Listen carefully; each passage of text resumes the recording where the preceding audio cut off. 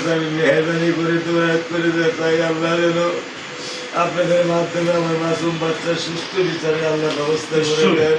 প্রধানমন্ত্রী নিজে এসে আপনাকে বলে গেছেন জি, আরো বিভিন্ন জায়গায় কৃতজ্ঞতা স্বীকার করি, সুষ্ঠু বিচার হবে অবশ্যই। আমি কৃতজ্ঞতা স্বীকার করি পুলিশ প্রশাসনের কাছে, মাননীয় রাষ্ট্রপ্রধানের কাছে। উনি যেভাবে আমাকে এসে শুধু বলছেন, আমি রাষ্ট্রপ্রধান না, আমি একজন মা মেয়ের বাবা হিসেবে আসছি।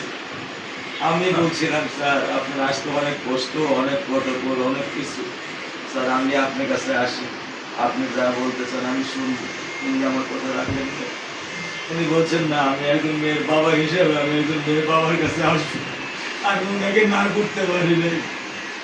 এই গরিবের ঘরে ওনার মতো একজন সহজ মানুষ আসবেন, এটা কিন্তু আমি মেয়ে হারায় আসবেন এটা তো আমি চাই না।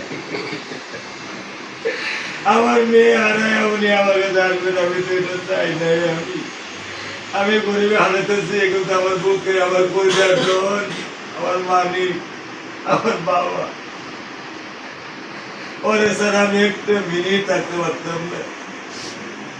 8টা বাজলে ফোন দেওয়া শুরু করতো, বাবা তুমি কখন আসবা, বাবা কখন আসবা, কেন মা, আমি বারান্দায় তাকায় দেখবো বাবা তুমি আসবা, আমাকে নিচে নিচে নামাই একটু ঘুরাবা। আমি কখনোই ওকে একা ছাড়তাম না, কখনো আমি ওকে একা ছাড়তাম না। কিসমত ছিল আমার বাচ্চা। আল্লাহ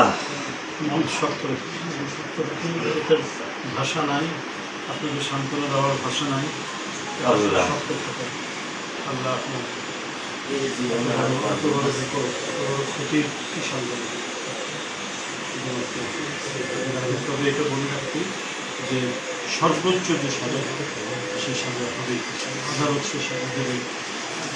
সরকারের যে এটা যা ন্যায়সঙ্গত সেটা অবশ্যই আমার মেয়ে কয়জন ছেলে মেয়ে পাবে?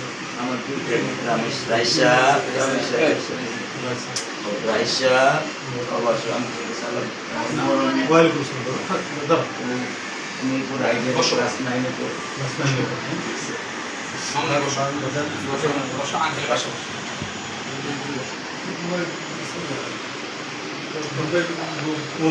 ছিলেন কোন ক্লাসে পড়ো বাবা তুমি?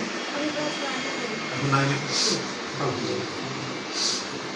হ্যাঁ, সেটা বলেছেন প্রধানমন্ত্রী বলেছেন যে তোমার সমস্ত খরচ সব গ্রহণ করবে। আমরা আজকেও এসছি ওনার পক্ষ থেকে, প্রধানমন্ত্রীর পক্ষ থেকে আমরা এসেছি ঈদের দিনে কেবল সবার সাথে একটু দেখা করবো, মন শক্ত করে পড়াশোনা করে যাও, কোনো চিন্তা করো না। পড়াশোনার সব দায়িত্ব প্রধানমন্ত্রী বলেছেন, কোনো চিন্তা করো না। কি ব্যবসা করি? আমি স্যার ব্যবসা করি, আমার একটা ছোটো ব্যবসা ছিল স্যার, সেটা নষ্ট হয়ে গেছে। পরবর্তীতে আমার বন্ধু একটা ম্যান পাওয়ারের ব্যবসা আছে, জি সেখানে স্যার আমি